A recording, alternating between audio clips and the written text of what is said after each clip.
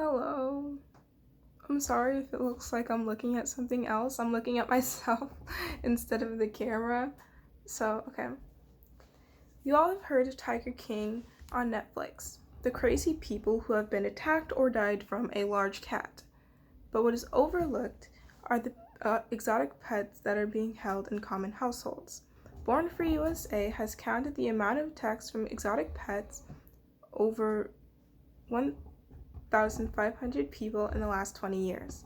Exotic pets need a lot of attention financially and environmental. Getting an exotic pet is actually very easy for the common household. People who are not experienced can easily get a high maintenance pet. The common household should not be able to get an exotic pet without the correct education and environment. In 2009, Sandra Harold was trying to get her chimp back into its cage but was having a hard time, so she called her friend, Charlotte Nash, to help put it in.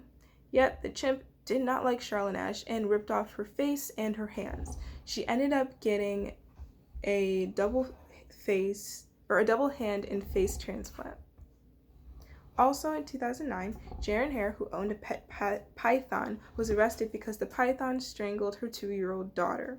It was covering her face and her body, so Jaren had no way of saving her child. Kelly Ann Waltz had a pet black bear, and she raised it from a baby to an adult. One day, while cleaning its cage, it got out, attacked, and killed her. Her neighbors saw and shot the bear, but it was way too late to save her. Owning an exotic pet is a danger to the owner and the people in the area. If the pet escapes, anyone is now at risk. These pets belong in the wild, not in households.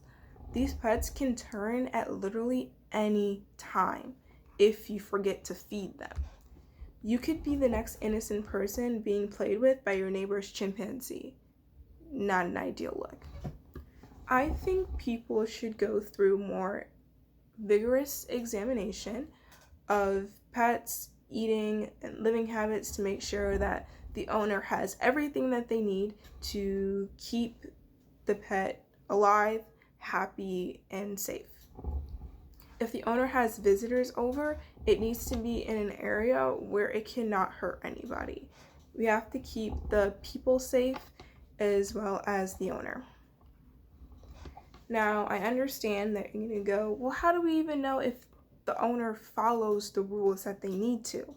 Well, we would have in a facility where they got the animal from would come by and make sure that they have everything that they need, all the necessary materials and resources for the animal. If people must go through a more vigorous evaluation, it gives them time to think about if they're financially ready as well as emotionally.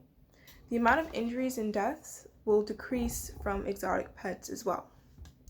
This may seem over the top and crazy, but you don't want to be the next person who gets their face ripped off by a chimpanzee and just about any other animal, because that is painful, scary, and all the PTSD comes from that. Anyway, it doesn't really matter what I say because I can't be the person to push this, but I know that if I get enough people support and people to help me push something that's a little bit more vigorous so that the animal feels safe, happy in its household, and the owner can't lose the pet and put a bunch of other people at risk, I really think I can push if I get enough support. So just really help out if I can get enough support to push this. Thank you.